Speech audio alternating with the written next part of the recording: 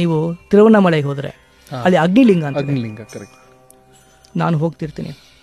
ಒಂದ್ಸರಿ ನಮ್ಮ ವಿದ್ಯಾರ್ಥಿಗಳೆಲ್ಲ ನಾ ಹತ್ರ ಹೋಗ್ಬೇಕು, ನೋಡ್ಬೇಕು ಆಚಾರ್ಯ ಅಂತ.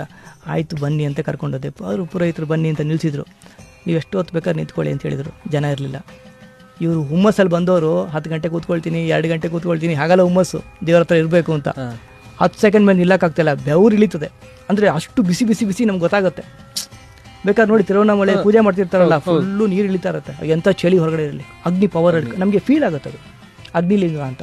ಜಂಬುಕೇಶ್ವರ ದೇವಸ್ಥಾನ ಶ್ರೀರಂಗಂ ಜಲ ಅದ್ರ ಪಕ್ಕ ಬರ್ತದೆ. ಅಲ್ಲಿ ಜಲತತ್ವಕ್ಕೆ ಸಂಬಂಧಪಟ್ಟ ಲಿಂಗ ಇದೆ. ಕಾಂಚೀಪುರಂ ಅಲ್ಲಿ ಪೃಥ್ವಿಲಿಂಗ ಇದೆ. ಚಿದಂಬರಂ ಅಲ್ಲಿ ಆಕಾಶಲಿಂಗ. ಕಾಲಹಸ್ತಿ ತಿರುಪತಿಗೆ ಹೋದಾಗೆಲ್ಲ ಹೋಗ್ತಿರಲ್ಲ, ಅದು ವಾಯುಲಿಂಗ. ಅಂದ್ರೆ ಸ್ಪೆಸಿಫಿಕ್ ಆಗಿ ಆ ಭೂತಗಳ ಸಿದ್ಧಿ ಮಾಡ್ಕೊಳ್ಳಿಕ್ಕೆ, ಶುದ್ಧಿ ಮಾಡ್ಕೊಳ್ಳಿಕ್ಕೆ ಆ ಜಾಗಕ್ಕೆ ಹೋಗಿ ಅನುಷ್ಠಾನ ಮಾಡಿದ್ರೆ ಪಂಚಾಕ್ಷರಿ ಬೇಗ ಸಿದ್ಧಿ ಆಗ್ತದೆ. ಅಲ್ಲಿ ಹೋಗಿ ಮಾಡಬಾರ್ದೆಲ್ಲ ಮಾಡ್ಬರ್ತೀವಿ ನಾವು, ಸೊ ಇನ್ನಷ್ಟು ಪಾಪ ಆಗ್ತದೆ. ಇವತ್ತು ಸೆಲ್ಫೀಸ್ಗಳು ಜಾಸ್ತಿ ಬಿಡಿ. That is fine. ಅನ್ಯಕ್ಷೇತ್ರೇ ಕೃತಂ ಪಾಪಂ ಪುಣ್ಯಕ್ಷೇತ್ರೇ ವಿನಶ್ಯತಿ ಅಂತ. ಬೇರೆ ಕಡೆ ಎಲ್ಲ ಕಡೆ ಮಾಡಿದ ಪಾಪ ಪುಣ್ಯಕ್ಷೇತ್ರದಲ್ಲಿ ಕ್ಷಣ ಮಾತ್ರದಲ್ಲಿ ಕಡಿಮೆ ಆಗ್ತದೆ ಅಂತೆ.